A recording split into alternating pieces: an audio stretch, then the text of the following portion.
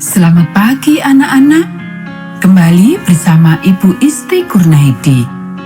Kita akan mengikuti bacaan Alkitab harian untuk anak. Hari ini, tanggal 12 Mei, bacaan Alkitab kita 2 Raja-Raja pasal 25. Mari kita awali dengan doa. Bapa di surga, kami akan belajar firman Tuhan. Tolong kami, supaya kami dapat memahami firman Tuhan. Dalam nama Tuhan Yesus kami berdoa.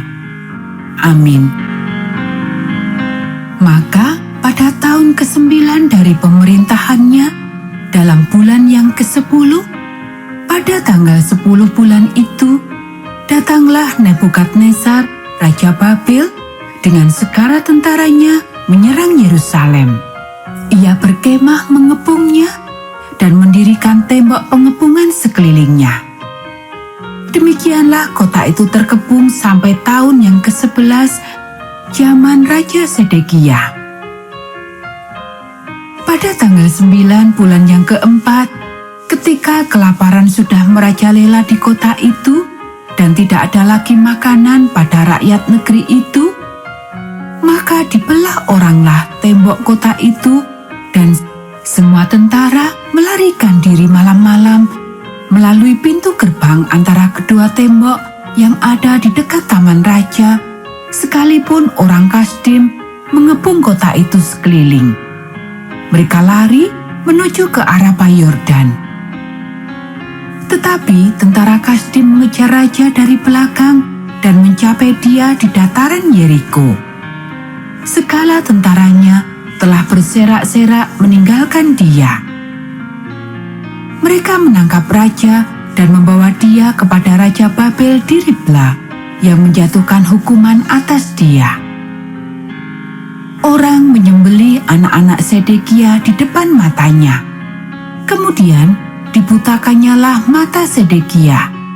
Lalu ia dibelenggu dengan rantai tembaga dan dibawa ke Babel.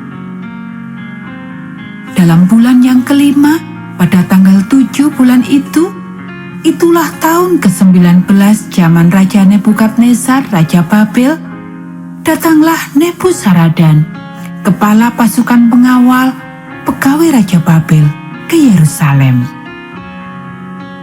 Ia membakar rumah Tuhan, rumah raja, dan semua rumah di Yerusalem. Semua rumah orang-orang besar dibakarnya dengan api. Tembok sekeliling kota Yerusalem dirobohkan oleh semua tentara Kasdim yang ada bersama-sama dengan kepala pasukan pengawal itu. Sisa-sisa rakyat yang masih tinggal di kota itu dan para pembelot yang menyeberang ke pihak Raja Babel dan sisa-sisa khalayak ramai diangkut ke dalam pembuangan oleh Nebuzaradan, kepala pasukan pengawal itu. Hanya beberapa orang miskin dari negeri itu ditinggalkan oleh kepala pasukan pengawal itu untuk menjadi tukang-tukang kebun anggur dan peladang-peladang. Juga tiang-tiang tembaga yang ada di rumah Tuhan dan kereta penopang dan laut tembaga yang ada di rumah Tuhan dipecahkan oleh orang Kasdim dan tembaganya diangkut mereka ke Babel. Kuali-kuali, penyodok-penyodok, pisau-pisau, dan cawan-cawan, dan segala perkakas tembaga yang dipakai untuk menyelenggarakan kebaktian diambil mereka. Juga perbaraan-perbaraan dan pokor-pokor penyiraman, baik segala yang dari emas maupun segala yang dari perak, diambil oleh kepala pasukan pengawal itu.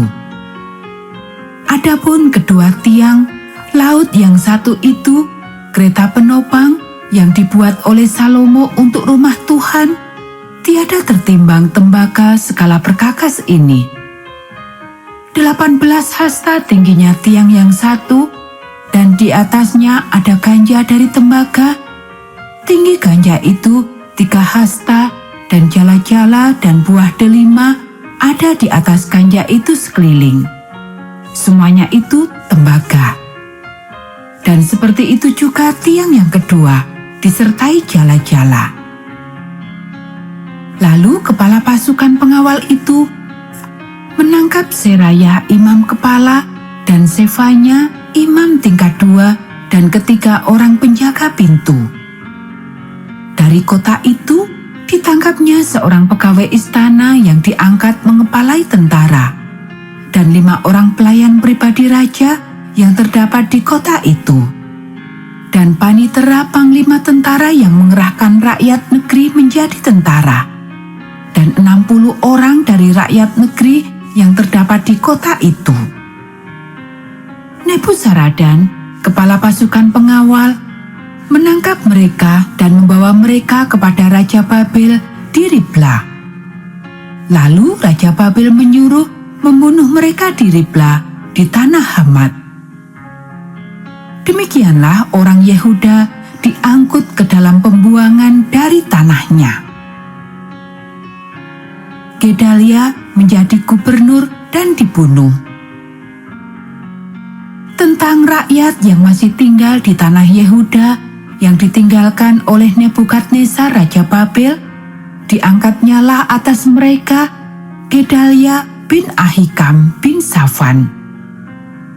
Ketika semua panglima tentara dengan orang-orangnya mendengar bahwa Raja Babel telah mengangkat Gedalia, maka pergilah mereka kepada Gedalia ke Mispa, yaitu Ismail bin Netanya, Yohanan bin Koreah, Seraya bin Tanhumet, orang Nefota itu, dan Yaasanya anak seorang Maaka bersama dengan anak buahnya.